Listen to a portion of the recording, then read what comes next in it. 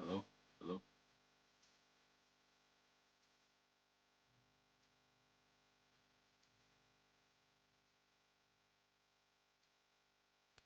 Check, check, check, check, check, check, check.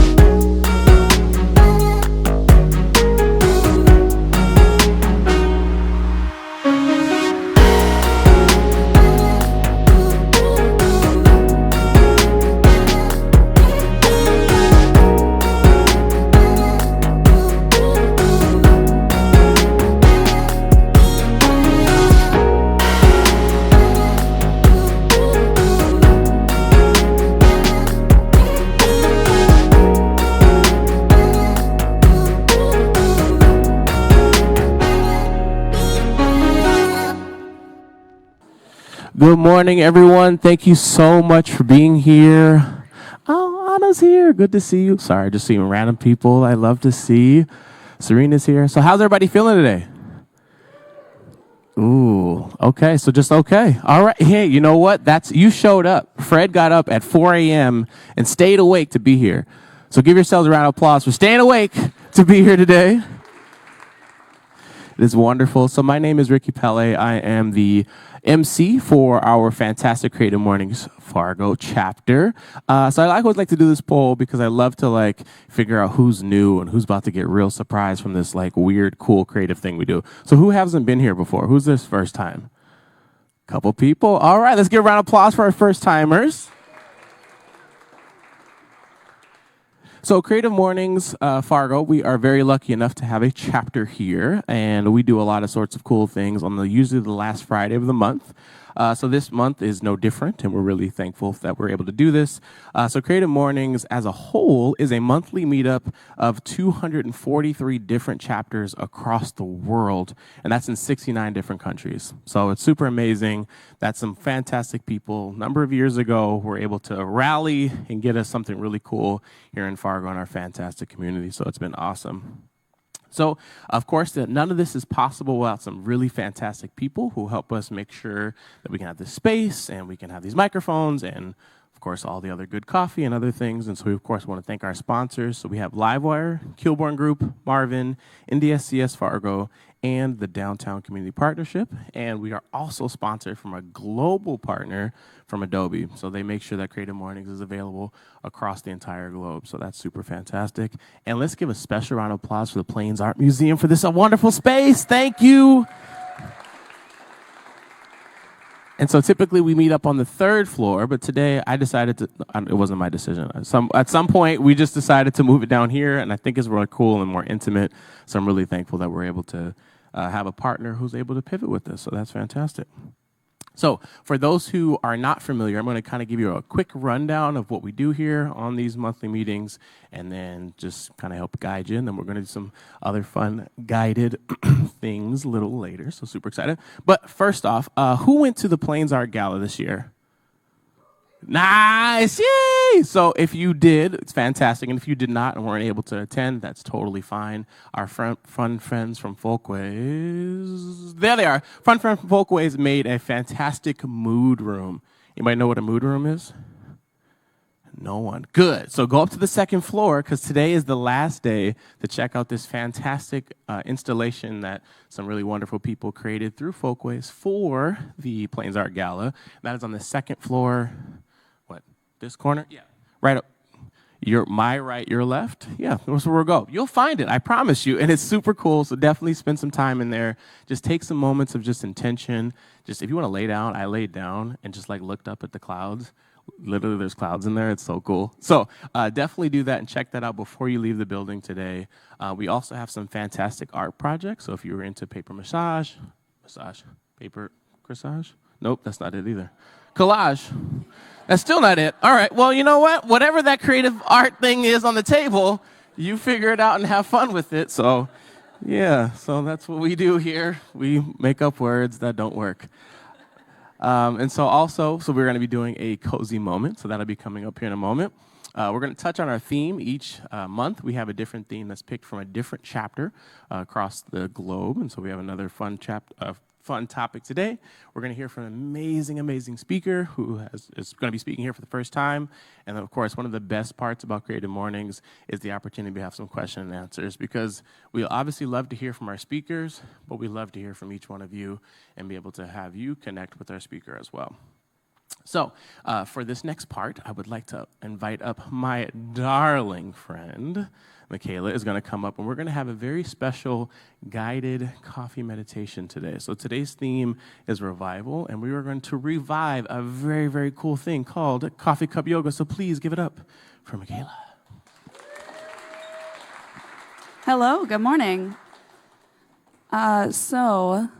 Coffee cup yoga, if you have been to Creative Mornings in the past, we used to do this, and I played the modifier, which is what Ricky will be doing today. So if you're not feeling the moves, follow Ricky. If you would like to stand up out of your seats, grab your cup of coffee. I will lead you in a little quick yoga stretch to get ourselves moving and ready to sit and listen and pay attention and be excited about our speaker. So we're going to, in our hand, we have our coffee. First thing we're going to do is hinge at the hips, and we're going to bend and drop that coffee low. Maybe nod your head yes.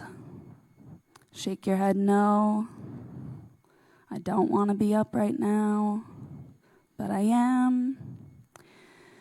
Wiggle out those hips a little bit. Perfect. We're going to come up, and I need to readjust my cup, so it's kind of slippery.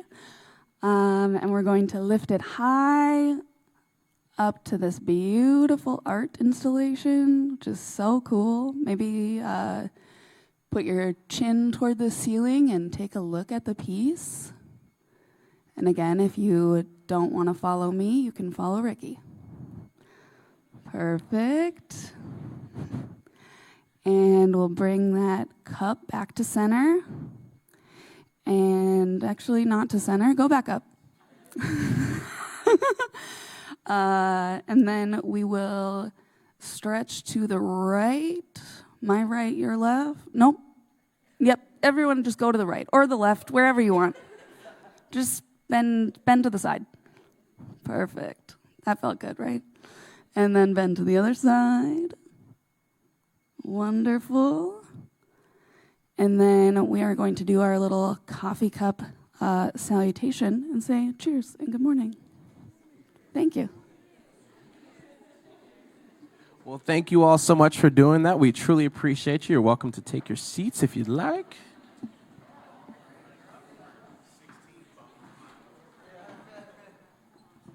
And so that was awesome being the modifier, because you get to just set that intention to do nothing. And that's what I needed today. So thank you, Michaela, so much for that. So today we're going to talk a little bit about our theme. So the theme today is called Revival. And it was picked from our Fort Worth chapter in Texas and illustrated by Marielle Guzman and is presented by Adobe. So the description of that theme is, everything old is new again. Sums up the revivals that bubble up throughout culture.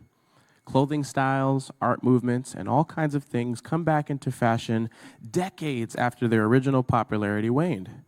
It's a useful paradigm. Take something old, dust it off, and adapt it to suit the present moment. But are there really no original ideas left? Has everything already been done? Does it even matter? New context adds new meaning. You can recycle whatever you want, just make it your own. Lots of things from the past are worth saving from obscurity. What we need is a few more revivals, a revival of empathy and understanding, kindness and caring, a revival of handwritten notes and holding open the door for a stranger. Let's pursue hobbies and join clubs instead of optimizing and monetizing every single year. Bring back boredom and curiosity. It's a time for the revival of the golden rule. You can distill the best of the past and create a better future.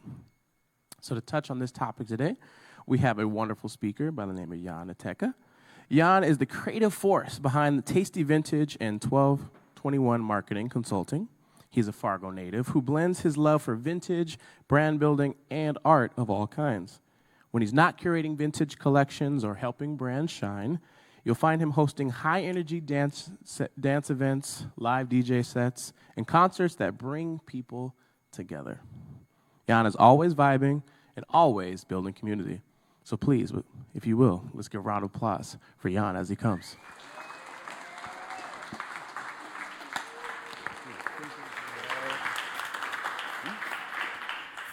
Thank you so much. Is this thing on? Hello, everyone. What's up? Good morning. Good morning. My name is Yann. I'm so grateful to be here.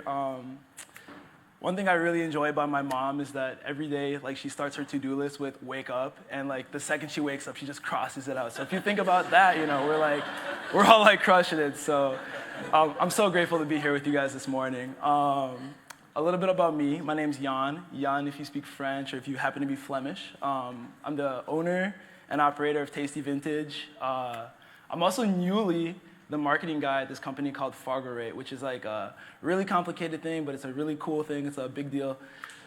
These guys are the global ranking system for billiards, like pool players. So hopefully if I do my job right, you guys will hear more about them in the coming months here. And also I do some consulting on the side. So, all right, today's theme is revival, which is really big for me, especially like when it comes to clothing. It's like trends, as they live and they die. And yeah, so revival is like something I deal with every day. Let's talk about it. Ricky talked about revival a little bit, and I liked his definition for it, but I also really like this one, the restoration of force, validity, or effect, which essentially just means like bringing something back to life or like something gaining life again. And when you think about it, revival always starts with conception, right? Something is born, an idea, a framework, a belief, right? And then it goes to adoption, which is it becomes popular or normalized. And then for whatever reason, there's some sort of decay that exists or that happens. So like maybe it becomes inefficient. Maybe it's no longer socially acceptable. Maybe it's considered, or maybe it's just replaced by something that's like, bigger and better. Or, maybe somebody just ruined it for everybody. And then of course, there's revival. So and then it kind of just cycles, right? Things live and they die, they live and they die. But I think that the most important thing that there is with revival is adaptation, right? And it's like, essentially like, how do things change, right? Because that was then and this is now. So like, how does it make sense in today's world? And, like, how can it make sense for just like, even in like your own personal life? So when it comes to revival, like, and me being the vintage clothing guy, I'm going to teach you guys today how to remove a stain from your clothing. Essentially how to bring your clothes back to life. I'm actually not going to do that. Has anyone seen, what was it, The Last Lecture or something like that? I forget, but that's my way to honor him with my little pump fake. But today I want to really actually talk about the revival of self, right? Which is like getting back to yourself. I think that there's like a lot of frameworks or beliefs, right, that we possess as children or when we're young, right, that just make a lot of sense to us. And like for whatever reason, like with like adulting, like life be lifing, like whatever, for whatever reason, like we tend to move away from these things, right? And they're so important. And I want to take a moment before I like touch on some of these things to like acknowledge my privilege. A lot of this stuff comes like really natural to me, but I've also have like a rock star mom, a rock star dad, a rock star friends that happen to be here today. Thank you guys so much, right? Like I never really was forced to grow up that fast. Like I was blessed enough to be a kid and like, and I was provided a really safe and nurturing environment, not only by my friends, family, but also by this community, which is Fargo, right? Like it was a really safe place for me to be a kid. And like, for example, like some of us have had to like maybe even care for our parents, or like we were forced to grow up. And like, I just want to say that I understand that that wasn't me, and that if that was you, I see you, I'm proud of you, and like I can only imagine how hard that is. But I think that it's like this might especially be important for you guys as like as a reminder. But I just want to like share that I understand that it's not a level playing field for everybody, right? Some of this stuff is like easier for others. I think that the first thing that's really important is like dare to dream, right? And dream big. Like when you ask a kid what they want to do, the sky's the limit. There's like no, there's like, they don't limit themselves. Anything is possible. Like I remember being a kid like in first grade and like being in my room just like with a big smile on my face thinking like, what am I going to do for the world, right? Like maybe I'm going to really be able to help the unhoused population. Like maybe my efforts will help everyone have a home one day. Maybe I'll cure a vaccine. Cure a vaccine. Maybe I'll cure a disease, right? But the world was my oyster. And I think that for whatever reason, like, sometimes as we get older, we like kind of put these like restrictions on ourselves, right? And I'm here to remind you that like you should dream, right? And you should make your dreams really big. And also dreams are not compromisable, right? Like you can change your dream if like you want to change it, right? If something doesn't resonate with you anymore, right? Maybe you just don't want it, but you should never shrink your dream to make it more attainable. That's what goals are for, right? So like maybe your goals are, take your goals in steps, but like dream as big as you want to dream, right? Because you never know like when you'll get there or how you'll get there, but please, like, shoot for the stars. You can do it. Oh, actually, you know what? I'm gonna go back. So dreams, like, this is really the cornerstone of, I think, everything. Like, dreams serve so many purposes. Dreams are also like a bank for gratification, right? Like, they make all those sacrifices worth it. Like those long nights by yourself, right? You can kind of like bank like those smart decisions, right? Those like not so fun things. But I just really want to touch on that like this is really where everything starts. So you can do it. You know, you have to like not only like can you like see it, but you have to believe that you can do it. And that's why it's also important to have a dream, because sometimes like you don't feel like you can do it. But like if you want something so badly, right? Hopefully it'll sustain you through those moments where you might not believe in yourself. Another thing that really helps, I think, is that understanding capability as an identity, right? Like being capable is not like a set of actions. It's not like an end goal. It's like, it's who you are, right? So for example, with like art, a lot of times, like, or anything, there's like imposter syndrome. It's easy for that to exist. But instead of like, you know, being like, I wonder if I'm gonna do it, or if I'm like, can I do it? You need to understand that you can do it because you are you, right? You are a capable person. So sometimes you just need to like change your identity as opposed to making like being capable like an end goal. Have fun, right? Like it's super important. Like I think that's like the #1 metric for children is like, how much fun am I having, right? And I think that especially sometimes when you turn your hobbies into like maybe a career or something, like it just kind of gets like watered down or diluted. And like you got to remember like why you started doing it in the first place, right? Like every day, like you should wake up and like be excited to get after, like go after your dreams, right? Especially like in a career setting or whatever, like life is too short not to enjoy it. So like this is like so important, right? Like kids over here, like how good is my life literally equals how much fun am I having, right? And then finally, prioritize playtime. Playtime is so important, like in like many ways. First and foremost, like maybe in like in a way to like make mistakes, right? Can you create a safe environment to make mistakes, to take your time, right? Because that's where like the magic happens. It's like when you're not really worried about anything, like you're giving yourself like ample time to, you know, just make things happen. Like that's literally what creativity is. You cannot force creativity. And on top of that too, like you have to have positive ways to discharge, right? Like for me, it's like playing basketball. Like I don't know if some of you guys have played basketball with me. I'm a pretty chill dude, but you might not think so if we play basketball together, right? Like I'm intense, I'm yelling, I'm like screaming, I'm like maybe using a bad word here or there. You know what I'm saying? But that's like the safest place for me to do that, right? Like it's the safest place for me to do that. It stays on the court and it allows me to, you know, respond with kindness. It allows me to be patient, right? And it's fun, so that's pretty much it. But the biggest thing again with all this is like adaptation. So it's like, how can you make this make sense to you? Right? How can it make sense in your own life? Because I don't know what your situation is. But these are like certain things that I really prioritize, and I think that like have not only helped me lead a happy and fulfilling life, but have also like really, really allowed me to be resilient. So, and that's it. Thank you guys.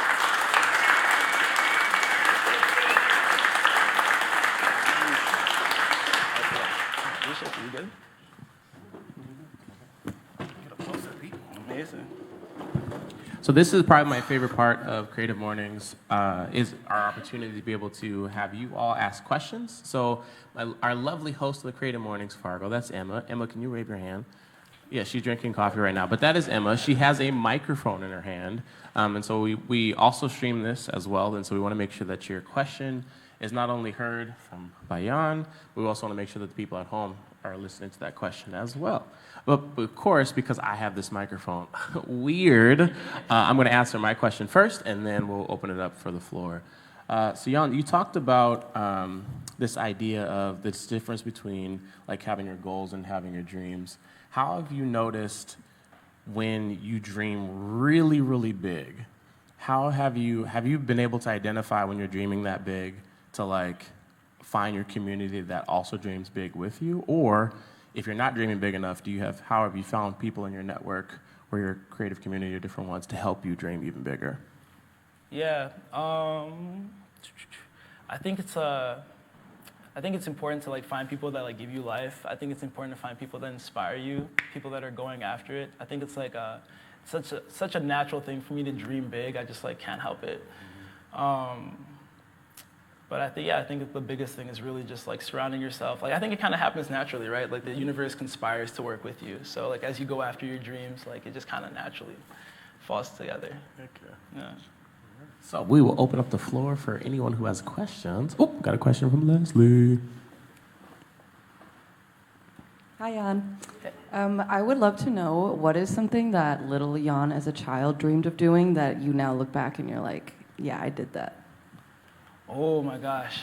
I think little Yann dreamed about having like a brand, like something that his friends could claim as their own. I think that little Yann really dreamed about helping just the people that are less fortunate. I think that the thing I'm the most proud of is that we were able to do a vegan feed at the, what's it called here? It's early. But we were able to do like a week of giving back through one of our brands a couple of years ago in Fargo, where we were able to like work with like a whole bunch of people, like the YWCA. I do not know why I'm blanking right now, but the Salvation Army. Oh my gosh, that's pretty bad. But we were able to do like a week of giving back, and I think that like as that like kind of evolves and stuff, I'm like really realizing that even like the importance of just like one-on-one interactions, right? Like, and I still dream really big, right? And I still like want to make change on like a large scale, but I'm like realizing too, like just even in the day-to-day, as long as I can be the most encouraging person I can be every day, that's a lot, you know?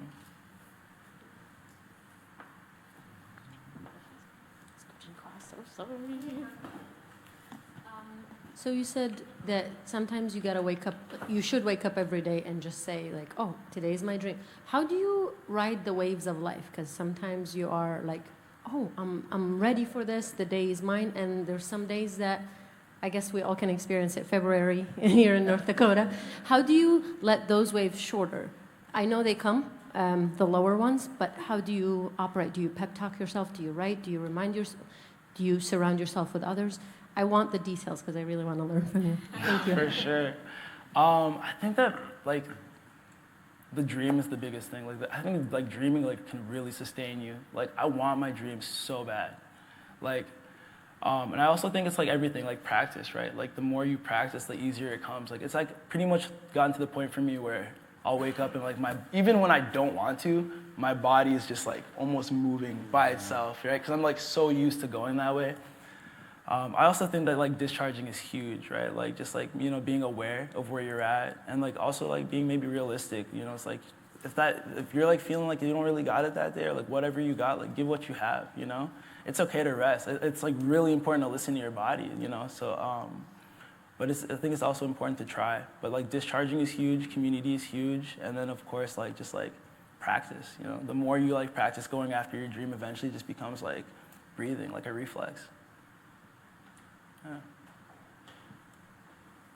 Hello, I'm curious to hear more about your business, how you started it, and where we can find you. Nice. Okay, so my business, I started it, like, I think I just found a way to make my clothes hoarding socially acceptable. Like, it's pretty bad. Like, I love clothes. Like, I really, like, dream about clothes. Like, I dream about, like, finding, like, old Metallica t-shirts. Like literally 2 days ago, I had a dream that I found, like, a bunch of t-shirts in, like, a tree, you know? I'm so serious. And, but I started in Florida, so during COVID, I've always, like, loved doing clothing, and I used to make my own clothes a lot, and I still do some of that. But I just, like, had an excess amount of clothes, and I went online and I sold some, and then I slowly started, like, scaling from there. We have a satellite store in 701 Kicks, like next to Herd and Horns by NDSU. We're actually like kind of working on like a second little secret location. And we also do pop-ups. So we'll be at the Wild Terror Market today, later this evening. And then, yeah, and it just kind of, it started with like a love and then like, maybe I should get rid of some of this stuff. And then I like noticed that, you know, I was like, oh my gosh, like people like this stuff, like, you know, so, and then just slowly started building. So yeah, thank you. Hi. Do I know you? It looks so familiar. Well, so I have a question for you, and the answer cannot be my mom. Oh. Okay? So thinking about the power of the village, who taught you to dream? How to dream? How to do what? How to dream? Who taught you how to dream? Oh, Who taught you to dream? oof. That's tough because, I don't think anyone ever taught me how to dream. I think I was born with it. I think that my village allowed me to dream, right? I think that I also, being a refugee, I think that being like a new American, like there's like a weight that comes with that, right? Like it's like, I feel like, maybe this is like the ultimate American dream for me. You know what I mean? It's like coming here feeling like, just so honored to be here, right? Just so honored to be even able to go after my dream, right? So many people never had this opportunity. So many people would die for even a chance at what I have, right? So I think that to honor those people, to honor those that came before me, to honor the people that made an effort for me to be here, this is the very least I can do is to follow my dream, I also think that someone, I don't really know who, helped foster a spirit of spirituality inside of me. And I don't know who that person is, but I think that really helped a lot. So. Hi, Yann. I was just wondering if there was any moment or specific notable moments in your childhood that helped you maintain a dreamer spirit in adulthood? Because sometimes we all lose that, I feel, at a certain point in life. And what do you think made it stick with you? I honestly think that just having so much fun, right? Like I think like I've just had so much fun following my dreams throughout my whole life. Like whether it was like skateboarding with my friends and like having like our little skate company and like making our stickers. I think that just honestly throughout the whole process, like I think that's the main reason I have to do me is because it's so much fun, right? Like it's so fun. I can't like wait to see what comes of it. So I think, yeah, just in general, just enjoying it, like throughout the ups and the downs, just enjoying the process. So that's a great question.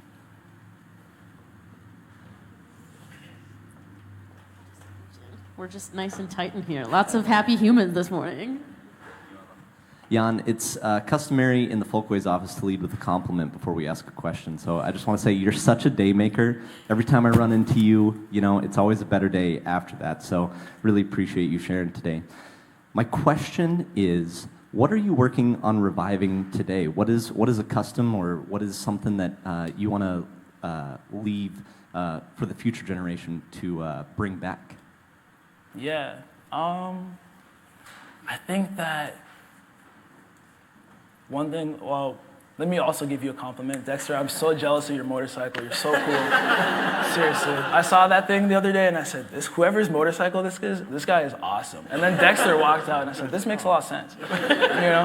And I think that like a big thing for me is like just not overthinking things, right? Just not overthinking things and like trusting myself throughout the process.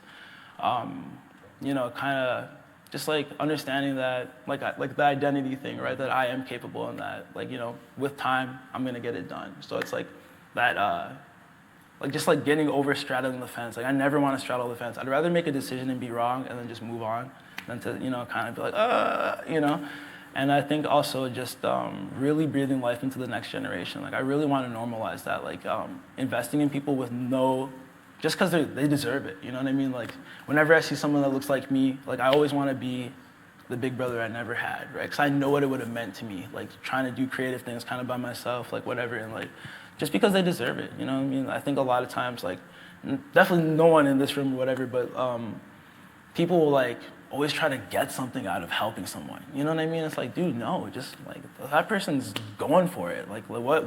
It'd be an honor to help you, So it's just, like, anytime that there's someone that's like kind of reminds me of me or is like really going after it by themselves, like whatever I have to give them, I'm definitely gonna give them. And that's really, as I get older and like move through this journey, is like one of my biggest goals is like how can I support this generation, right? How can I provide resources? How can I provide, you know, like gatekeeping is so dead, right? Like I'm provided for, so it's like take the information, whatever you can do with it. Like, you know, I hope that you can do something with it. So, and I've also had a bunch of people help me, like my whole life, right? Like, you know, even just like teachers especially. So I would love to be that person for somebody else.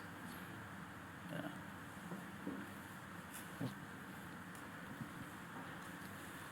I love how you said understanding capability as an identity. I think it's really easy for us to kind of get locked into the identity that we find ourselves in, whether that's like a certain workplace or a certain family or a certain background.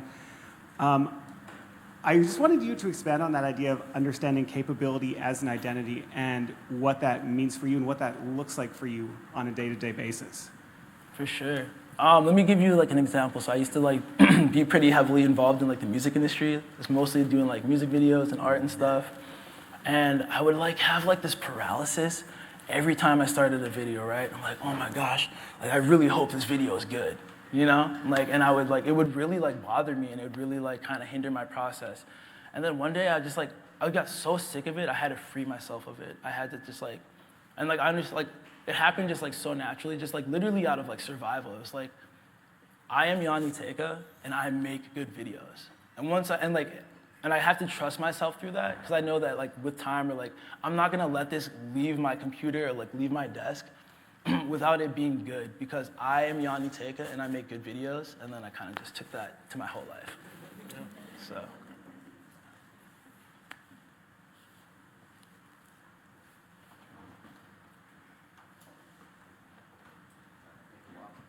Yeah, first off, I dig the vintage bulls. I noticed that right away, and I'm like, I dig that, and MJ will always be the GOAT. Anyway, so regarding your dreams and before you put like stylus to tablet, so to speak, do you run those by like a core people? Or like, hey man, I had a dream of shirts and trees, and I'm gonna invest everything in looking at trees for shirts. Obviously, you're not gonna do that, but do you have a core group of people that you always run things by before you're like, you know what, I want to try and make this dream a reality? Mm-hmm. First, I gotta say that I actually stole this sweatshirt from my girlfriend. So, well, I like her taste. Yeah, thank you. Yeah, you know, and I'm a lucky guy. But I appreciate that. You know, I think that typically, like the dreams, I just like let them run wild. But like logistically, I always run that through. I'll probably like pretty much talk to anybody. You know, like it's like I love to talk to people. I love to like gain other people's perspectives, right? Like. Every time you talk to someone, even if you can get like a percentage of their experience, like you're a percentage richer. So like, I'm willing to talk to like I'll probably, you know, usually I don't like I pretty much like wear everything on my sleeves. So, but yeah, I think I call my mom every like hour. So, or like yeah, it's there's a lot of people I talk to. So I think that's also like the fun part, right? It's like it's a reason to talk, a reason to connect again. So.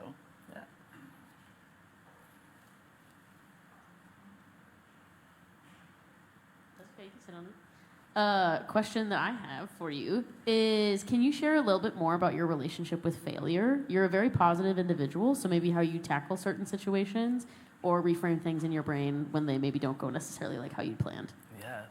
I actually got the best compliment in my life about 2 weeks ago. My friend Calvin told me that, Yann, you are the best failure I've ever seen. And I was like, that is so sweet. Yeah. And I think it comes back to just like seeing failure as like a means to progress, right? Because it's like it's gonna happen, you know. And it's like, and again, like I want my dream so bad. I want this, like whatever I want so bad that it's just like, you know, it's just like what can we learn from it? How can we adapt this? You know, it's like there's a lot of data that you get from trying and failing. So it's like it's gonna happen, you know. It's like, and to be honest, it's like. It's amazing. Like it's still feedback. So like failure to me, great. Like what can I learn from that? And like hopefully let's not do that again. You know? So yeah.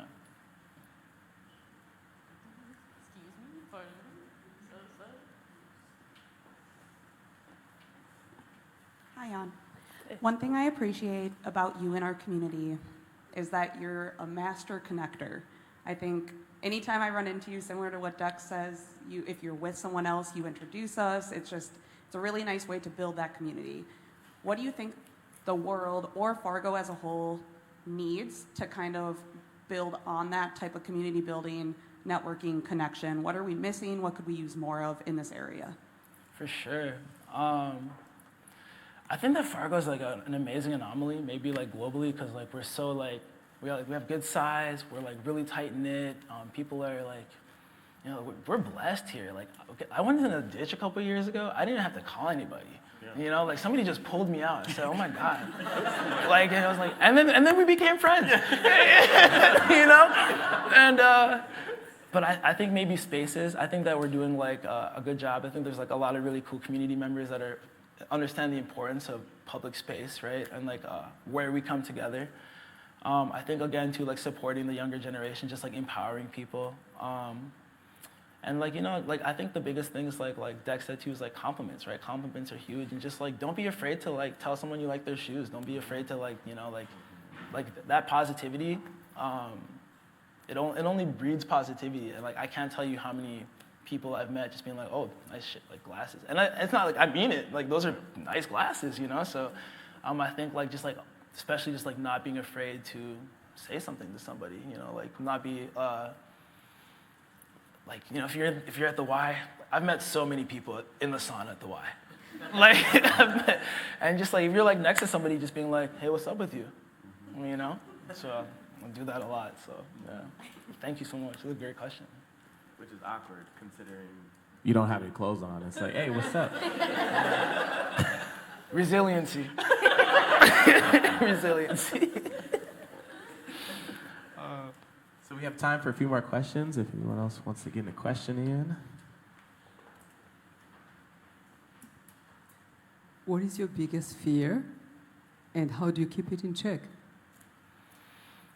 Oh, I think that I think my biggest fear is death, but more like not like I wouldn't go skydiving, more like I'm having a good time, you know, like this like, but you know, honestly, I think I'm pretty blessed that I don't have too many fears. Yeah, I don't know. Like, I don't have any like super debilitating fears. Like, you know, like I'm not scared of failure, and I'm not like over here like, oh, I'm not scared of stuff. But like, nothing to like the point of, you know, that would really stand in my way. So, I think that also like discharging is huge, and just like if I ever am scared of something, it's like typically maybe like some question marks. Like maybe explore it. Like explore what you're scared of. Have a conversation. Call a friend. Or just like lean into that fear. So, like luckily, like, you know, I don't like become scared of spiders or something soon, but yeah.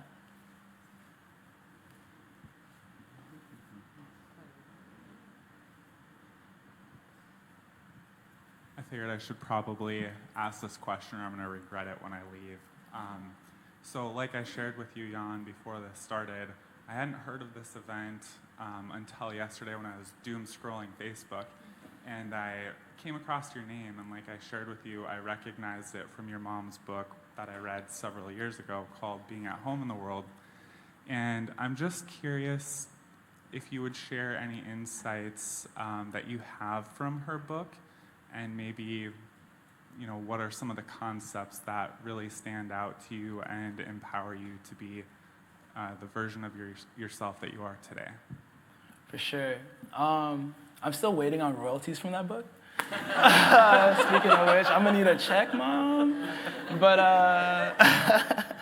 no, honestly, like, if you guys like ever hear me speak, like I love my mom to death, but she's an amazing woman, and like I really do owe everything to her. Maybe not everything, but I'm just kidding. And but I think that one thing that's been huge is just like watching my mom, right? Like the book is like definitely one thing, and like I'm like really grateful that she was able to put that together for us and for the world. I think that like a big theme in that book is like you just got to keep going, like no matter what, you keep going. But just like watching my mom do it, I think has been like the greatest thing. Watching my mom do it, and actually the thing that I enjoy the most about my mother is that she never stops evolving, right? Like every year, like she just like keeps getting better and better and better, and like, you know, like even like slang, like we're like teaching, you know what I mean? We're teaching her the slang, and like she's just so open, right? Like it's it's amazing. Like she's so open, like navigating like difficulties with my mom, even like, you know, maybe disagreements, right? It's like she's just so open, she's so willing to change, she's so willing to hear you, right? That's something I definitely like would love to take from her book as like I navigate the world. It's like just like being open and you know, like just like being willing to like switch it up a bit, you know, like being teachable. So yeah, that's a great question. Mom, you're awesome. Excellent. So I'll give you like a weird, awkward silence. Anybody else any more questions? Ah, there it is. I always do this fishing expedition for one more question, and somebody always does it. So thank you. Good morning. Where do you get your inspiration from? Is it a person? Is it travel? Is it dreams? Do you seek it out? Is it through other endeavors? Like, where do you most commonly find that inspiration for all of your work? Yeah, I think that mostly people, right? Like I love, like people to me are like the salt of the earth, you know? And I love like just seeing how people move in like different lives and like, or in different ways. And like, I just love learning from people. I think I draw a lot of inspiration from just like life and just trying new things, like saying yes to life. Like I try to say yes to most things or, you know, like just try new things. But yeah, just like talking to random people and like, just like seeing, like surrounding yourself with people, especially, oh my gosh, the biggest thing really is like surrounding yourself with people that like inspire you, right? Like there's like people or like you don't even have to talk about it. Like they don't have to give you a speech. They don't have to do any of that. Like, you're just like, oh, you're doing that? I'm gonna do this, you know? Like not like in a comparative way, but like it just like, you know, like they're like proving to you that like, you know, things are possible. And it's just really cool to like watch people go after things and it kind of fills you with life. Like it really fills your cup up, so yeah. Shout out to everybody. Shout out to, you know, our community. So it's cool. Well, thank you all so much for your wonderful questions. Let's give another round of applause for Yann. That was amazing.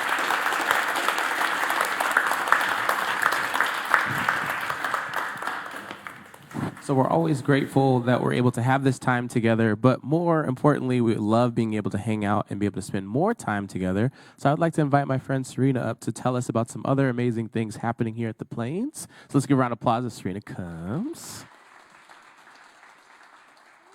Good morning. Okay, so we've already been told today is the last day for the mood room. Go check that out on second floor. It'll be torn down tomorrow. If you haven't had a chance to check it out, it is really cool. Take pictures. I hope you all have a chance to see it. Learning and engagement summer camps and classes are online and ready for registration. There are flyers on your tables with QR codes and a list of the classes coming up. There are additional flyers on the art cart over there if you want to grab one and take one with you. Please do that. Coming up next Friday, the first floor gallery will open with a new exhibition. It is called Floating Beauty, and that will have prints from the Japanese Edo period that highlight women's roles in that period of time in Japan. The following Sunday, June 8th, there will be a drag brunch here at Plains Art Museum on the third floor hosted by FM Pride and Plains Art Museum. We are sharing ticket sales. It's kind of a dual fundraiser for each of us. Should be a lot of fun. I don't know if there are tickets left, but check it out and see if you can snag a spot. It'll be a lot of fun. Our next gallery opening reception is Thursday, July 3rd. That'll be for the second floor gallery. His name is Murray Lemley. It also happens to be his birthday that day, so now you're obligated to come to his birthday party. And the next Creative Mornings, June 27th, we'll be down here in first floor again. Third floor is set up for a wedding reception, so that's why we're down here. And following that Creative Mornings, Elizabeth Eggle, who made these beautiful paintings over on the north end, she will be here for a small reception, so you can come visit with her right after Creative Mornings and hang out with us a little bit more. So yeah, see you next month. Okay.